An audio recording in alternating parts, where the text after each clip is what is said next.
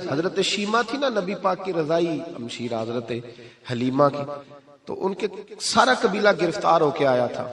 وہ جب آئی ہیں نا نبی پاک کے پاس تو حضرت ابو ہریرہ سے کہنے لگی حضور کو جا کے بس کان میں کہہ دو کہ حلیمہ کی بیٹی آئی. حضرت ابو ہریرہ کہتے ہیں حضور اتنی تیزی سے اٹھے کہ نبی پاک کی چادر بھی منبر پہ رہ گئی. پھر حضور گھر لے گئے، فرمایا فاطمہ اور عائشہ کو بلاؤ، میری بہن آئی ہے. میرے محبوب کریم نے فرمایا تو اگر کہے گی نا تو میں تیرے لیے مدینے میں مکان بنا دوں گا، تو یہیں رہ جا. کہنے لگی نہیں محبوبہ واپس جانا. تو حضور سے کہنے لگی میرا سارا قبیلہ گرفتار ہے، اسے چھوڑ دیں. حضرت ابو ہریرہ کہتے ہیں ہر کام حضور نے مشورے سے کیا، پر جب بہن نے کہا نا چھوڑ دے، اور میں کوئی مشورہ نہیں، جیسے تو کہے گی ویسے ہی ہو جائے گا، جیسے تو کہے گی ویسے ہی ہو جائے گا، جس طرح تو چاہے گی. کون اشک شوئی کرے گا، کون بات سنے گا، کون دکھ کسی کے.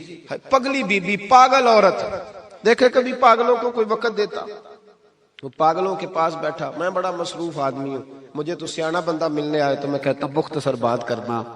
ایک پگلی بی بی آئی، پاگل. حضرت انس کہتے ہیں آ کے کھڑی، کہنے یا رسول اللہ مجھے کام ہے. پاگل عورت. تو نبی کریم صلی اللہ تعالی علیہ وسلم نے کہا کیا کام ہے؟ تو اس کے محلے کے لوگ کھڑے ہو گئے، کہنے لگے حضور چھوڑیں گے تو دیوانی ہے، ایسی باتیں کرتی رہتی ہے. جناب انس بن مالک فرماتے ہیں حضور ناراض ہوئے، فرمایا تم سے بات کر رہی ہے کہ مجھ سے کر رہی ہے؟ کرنے دو باتیں. کیا بات ہے بتا؟ کہنے لگی حضور یہاں نہیں کرنی، میرے ساتھ آئے. نبی کریم اس کے پیچھے پیچھے چلنے لگے. جناب انس فرماتے ہیں کہ صحرا میں لے گئی، نبی پاک ریت پہ بیٹھ گئے، سامنے بیٹھ گئی. کہنے لگی حضور بچوں کو منع کریں، مجھے روڑے مارتے. فرمایا میں کہہ دوں گا، اب نہیں کریں گے. حضور میرے گھر والے میری بات نہیں سنتے. فرمایا میں سمجھاؤں گا. یا رسول اللہ یہ پاگل کہہ کے چھیڑتے. حضور نے فرمایا کوئی نہیں کہے گا، میں منع کر دوں گا. حضرت انس کہتے ہیں دیر تک حضور کو ریت پہ حضور بیٹھے. یار یہ بھی سنت ہے میرے نبی، صرف کھانے کے درمیان میٹھا کھانا ہی سنت نہیں میرے بھائی، یہ بھی نبی پاک کی سنت ہے، یہ بھی رسول پاک کا طریقہ ہے. نبی کریم نے دیر تک وقت دیا، دیر تک. کبھی ہستی کبھی رو دیتی. حضرت انس کہتے ہیں میں نے یہ انداز بھی دیکھا، جب وہ ہستی تو حضور بھی ہستے. کبھی کو پاگل کے غم سن کے بھی رویا. لیکن ایسا کوئی محبوب کہیں ہوگا نہ کہیں ہے، بیٹھا ہے چٹائی پہ مگر عرش نشیں ہے. میرے محبوب نے کھول کے باتیں سنی، کھول کے اپنی مرضی سے. کہنے لگی محبوبہ میں تھک گئی ہوں، اب آپ جائیں. حضور میں تھک گئی ہوں، آپ جائیں. نبی کریم اٹھے اور اٹھ کے فرمایا کسی کا خیال نہ کرنا، جب تیرا دل کرے دوبارہ آ جا. یار یہ حسن ہے، یہ وقار ہے کہ تو اشک شوئی کس طرح. میں نا ابھی انتظار کر رہا ہوں، میں ابھی انتظار کر رہا ہوں کہ ایم این اے آئے گا تو اس غریب کی مدد کرے گا. میں ابھی انتظار کر رہا ہوں کہ ایم پی آئے گا تو اس کی مدد کرے گا. میں ابھی انتظار کر رہا ہوں کہ بہت بڑا سیٹھ آئے گا تو مدد کرے گا. جب محلے کا اور گاؤں کا چودھری کسی غریب پہ ظلم کر رہا ہوتا ہے تو میں اپنے بچے کو کہہ رہا ہوتا تو نہ اس لڑائی میں جانا، ہمیں کیا لگے. تو کون پھر اس کا ہاتھ؟ ظلم پھر ختم کیسے ہوگا؟ پھر کیا طریقہ ہے ظلم ختم کرنے کا؟ جب کوئی ظالم کو ظالم کہنے کوئی تیار نہ ہو. وہ زمانہ جب نبی کریم صلی اللہ تعالی وسلم مکہ شریف میں اعلان نبوت فرمایا تھا تو سارا مکہ مخالف ہو گیا، سارا مکہ. ایک وقت عروج کا ہوتا ہے، ایک وقت ایسا ہوتا ہے جب غربت ہوتی ہے، ابتدا ہوتی ہے. اسلام پر غربت کا زمانہ. قبیلہ بنو آراش کا ایک شخص مکے آیا. وہ کہتا ہے میں چھوٹا سا تاجر تھا. میری باتوں کی سمجھ تو آ رہی ہے نا آپ حضرات؟ جو نہیں بول رہے انہیں بھی آ رہی ہے. اللہ تعالیٰ آپ کو جزا دے. بس ایک دو بات اور عرض کرنی ہے آپ حضرات. حضرت طارق بن عبداللہ رضی اللہ تعالیٰ عنہ اس کے راوی ہیں، فرماتے ہیں وہ بنو آراش کا رہنے والا شخص آیا. وہ کہتا ہے میں چھوٹا سا تاجر تھا، بیوپاری تھا. میں گاؤں سے جانور اونٹ گھوڑے خریدا کرتا، مکے میں لا کے بیچتا، مدینے میں لے جا کے بیچتا، طائف میں. میں ایک دفعہ نا بڑے سرخ رنگ کے خوبصورت 2 اونٹ مکے لایا. میں مکے کے لوگوں کو زیادہ نہیں جانتا تھا، منڈی میں جو لوگ آتے جاتے تھے انہیں جانتا تھا، مال بیچ کے چلا جاتا تھا. آج میں مکے میں داخل ہوا تو ابو جال مجھے کہنے لگا یہاں ایک شخص نے دعویٰ نبوت کیا، اس کے قریب نہ جانا. میں نے کہا ٹھیک ہے نہیں جاؤں گا. میں نے اونٹ دکھائے تو ابو جال کو پسند آ گئے، سودا ہو گیا، اونٹ خرید لیے.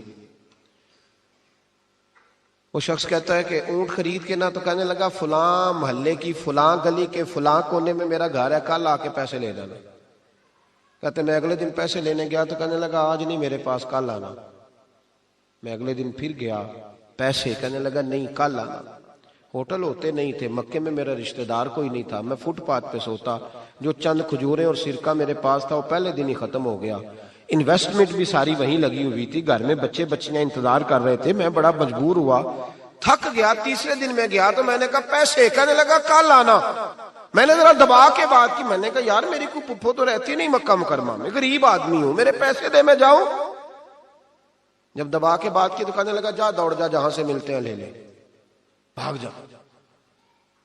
یہ تاجر جب ڈوبتے ہیں نا تو معاذ اللہ تعالیٰ کچھ تو ایسے ہوتے ہیں جو خودکشی کر کے مر جاتے ہیں، اس لیے کہ بڑے لوگ ان کے ساتھ وابستہ ہوتے ہیں۔ جب کسی کی اصل راہ سے ڈوب جائے کہتے ہیں میں کانپنے لگا۔ میں نے پوچھا لوگوں سے کہ تمہارے چودھری سردار بڑے کہاں بیٹھتے ہیں؟ تو کہا وہ جو حرم مکہ کے ساتھ ٹولیاں بنا کے بیٹھے ہیں نا، وہ سارے ہمارے سردار ہی ہیں۔ کہتے میں وہاں گیا، ابو سفیان تھے، ابو لہب تھا، عتبہ، طیبہ، شیبہ، ابو البختری، اخنس بن شریک، سب بیٹھے۔ میں نے جا کے کہا یارو میں بنو عراش کا رہنے والا ہوں، چھوٹا سا تاجر ہوں، 2 اونٹ یہاں لا کے بیچ بیٹھا ہوں، تو ایک شخص نے خریدے ہیں، وہ پیسے نہیں دیتا۔ کہتے ہیں عتبہ بولا یا ابو سفیان بولا، کون ہے جو تیرے پیسے کھا گیا؟ طاقت ہے کسی کی نام لے؟ تو کہتے میں نے کہا اس کا نام ابو جہل ہے۔ جب میں نے یہ کہا نا تو کہنے لگے اوہو وہ تو پیسے نہیں ملتے تیرے، وہ تو بڑا گنڈا ہے، تو بہت بڑے بدماش کے پاس لگ گئے، وہ تو نہیں پیسے ملنے لگے، کبھی نہیں ملتے۔ فرماتے اب میں کانپا، اب تو میری امیدیں ٹوٹنے لگیں، اب میرے آنسو چھلکنے لگے۔ تو ایک شخص نے نا مذاق کیا، ادھر دیکھیے گا میری طرف، مذاق کیا۔ کہتے ہیں سامنے نا خانہ کعبہ کی دیوار کے ساتھ ٹیک لگا کے رسول پاک تشریف فرما تھے، نبی کریم بیٹھے ہوئے تھے، نبی کریم۔ تو ایک بندے نے معاذ اللہ ثم معاذ اللہ نقل کفر نہ باشد، اس نے نا مذاق کیا، کہنے لگا وہ جو بندہ بیٹھا ہے وہ تیرا مسئلہ حل کر سکتا ہے۔ کہتے ہیں اس نے مذاق کیا، باقی ہنسنے لگے۔ مجھے سمجھ نہ آئی کہ بھیجتے بھی ہیں اور مذاق بھی اڑاتے ہیں، لیکن ڈوبتے کو تنکے کا سہارا میں حضور علیہ السلام کے قریب پہنچا۔ نبی کریم کچھ وظیفہ پڑھ رہے تھے۔ یہ غریب آدمی نا بیچارہ وزیر سے بھی ڈرتا ہے تو پیر سے بھی ڈرتا ہے کہ کہیں طبیعت پہ کوئی چیز گرا نہ گزر جائے۔ تو کہتے ہیں میں ڈرتے ڈرتے نا پیچھے بیٹھ گیا کہ فارغ ہوں گے تو میں بات کروں گا۔ فرماتے میں ابھی پیچھے بیٹھا ہی تھا، پورا بیٹھا بھی نہیں تھا کہ میرے رسول پاک نے میری طرف توجہ فرمائی، رخ میری طرف پھیرا، 2 جملے نبی پاک نے کہے تو مجھے یوں لگا جیسے پردیس میں مجھے ماں مل گئی ہو۔ 2 جملے، پہلا فقرہ حضور نے فرمایا پردیسی لگتے ہو، اور دوسرا فقرہ فرمایا پریشان لگتے ہو۔ فرماتے ہیں بات چھم چھم میرے آنسو گرے، چھم چھم۔ اور بھائی کوئی اپنا ملے تو رونے کا مزہ آتا ہے، کوئی دکھ پوچھے تو پھر بندہ آنسو گرائے نا، ہر ایک کو تو دکھ سنائے بھی نہیں جاتے۔ وہ شاعر اردو کا ہے، آپ کی سمجھ میں آ گیا تو بڑا اچھا ہے۔ اس نے کہا تھا کہ ہجوم غم میں بھی توہین ضبط غم نہ ہوئی، ہم اس احتیاط سے روئے کہ آنکھ نم نہ ہوئی۔ ہجوم غم میں بھی توہین ضبط غم نہ ہوئی، ہم اس احتیاط سے روئے کہ آنکھ نم نہ ہوئی۔ ہم روئے بھی ہیں پر ہم نے کوشش کی ہے کہ کوئی ہمارے آنسو نہ دیکھے، چھپ چھپا کے روئے۔ فرمانے لگے نبی رحمت صلی اللہ علیہ وسلم نے فرمایا پردیسی اور پریشان لگتے ہو۔ کہتے میں جب رویا نا تو کریم رسول نے کام بھی نہیں پوچھا، یہ بھی نہیں پوچھا مسئلہ کیا، مجھے تبکی دی۔ فرمایا چپ کر، روتا کیوں ہے؟ جیسے تو کہے گا ویسے ہی ہو جائے گا۔ کیا کہا بریلی کے امام نے؟ فرمانے لگے غم زدوں کو رضا مجدہ دیجئے کہ جاؤ اعلان کر دو، غم زدوں کو رضا مجدہ دیجئے کہ ہے، بے کسوں کا سہارا ہمارا۔ نبی کریم نے فرمایا فکر نہ کر، جیسے تو کہے گا ہو جائے۔ کہتے حضور پہلے مجھے گھر لائے، سرکہ کھلایا، کھجوریں دی، دودھ پلایا، میں 2-3 دنوں کا بھوکا تھا، میں نے راج کے کھایا۔ کہتے ہیں جب میں سیر ہو گیا نا میری تسلی ہو گئی۔ اب حضور نے فرمایا بتا تیرا مسئلہ کیا ہے؟ سارا علاقہ کسی اور طرف ہے، شہر کسی اور طرف ہے، پر میرے نبی حق کے ساتھ ہے۔ حالات نہیں ہے اس وقت کہ حق کے ساتھ کھڑا ہوا جائے، پر حضور حق کے ساتھ ہے۔ میرے نبی کریم سید عالم صلی اللہ تعالی علیہ وآلہ وسلم نے فرمایا، کریم رسول فرمانے لگے کیا مسئلہ ہے؟ ابو جہل پیسے نہیں دیتا۔ فرمایا اس نے کیوں نہیں دینے، دے گا پیسے، کیوں نہیں دینے پیسے؟ دیکھ کچھ لوگ نا کچھ لوگ شرافت کو بزدلی سمجھتے ہیں. وہ ایک درویش تھا تو کسی نے سخت بات کر دی تو کہنے لگا میرے ساتھ سخت بات نہ کر, اٹ سٹ تے پکھڑا کوار گندل اسی اور بھی بوٹیاں جاننے ہیں. اٹ سٹ تے پکھڑا کوار گندل تے اسی. اور اس کا ترجمہ اقبال نے بھی کیا. اقبال کہنے لگے ہو ہلکا یارا تو بریشم کی طرح نرم, پر رزم حق و باطل ہو تو فولاد ہے مومن. رزم حق و باطل ہو تو اشداء علی الکفار رحماء بینہم, کافر پہ سخت اور آپس میں رحم دل, یہ اصول ہے مومن کا. نبی کریم نے فرمایا کیوں نہیں پیسے دینے, دے گا. ان الذین قالوا ربنا اللہ ثم استقاموا تتنزل علیہم الملائکہ, جو رب کا نام لے کے ڈٹ جائے اللہ اس کی مدد کے لیے فرشتوں کا نزول فرما دیا کرتا ہے. نبی کریم علیہ السلام ساتھ چلے آہستہ آہستہ. اور بھائی کونسلر رکا بھی لکھ دے تو اس کی مہربانی.